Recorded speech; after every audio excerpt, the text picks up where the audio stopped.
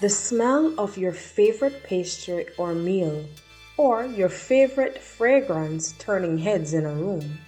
These are everyday examples that explain the phenomenon diffusion.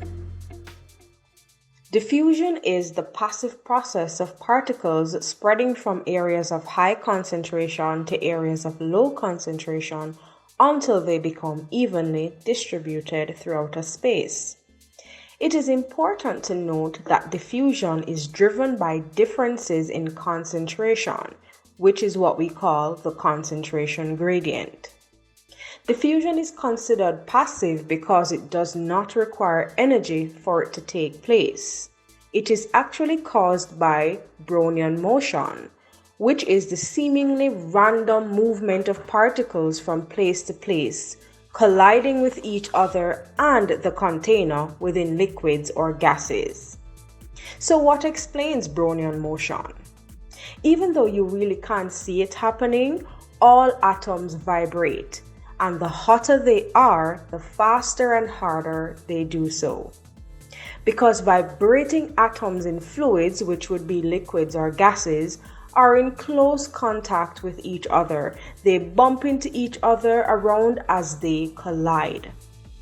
Over time, it is easy to see how gases or liquids can get all mixed up when they're put in the same container. What are some examples of diffusion? In animals, this is a process that takes place when we talk about gaseous exchange in the alveoli, where oxygen diffuses in and carbon dioxide diffuses out.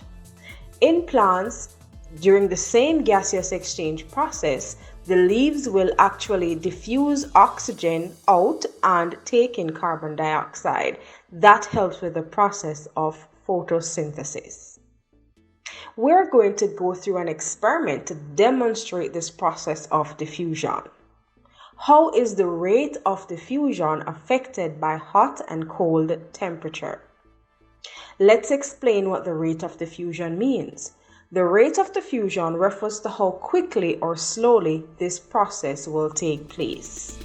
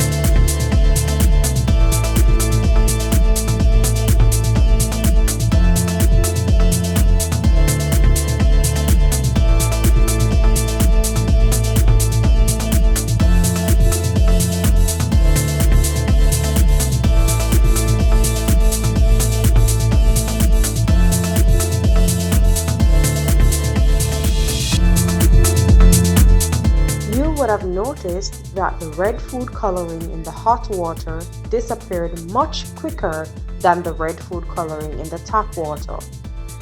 This is because particles vibrate faster and harder when they are warmer. The hot water molecules struck the food coloring molecules harder and more frequently, scattering them until the cup ended up containing a homogeneous solution. A homogeneous solution is one that is made up of materials that are evenly distributed throughout the mixture. Thanks guys, I really hope you liked this video. Please go ahead and give us a thumbs up, like, comment and share.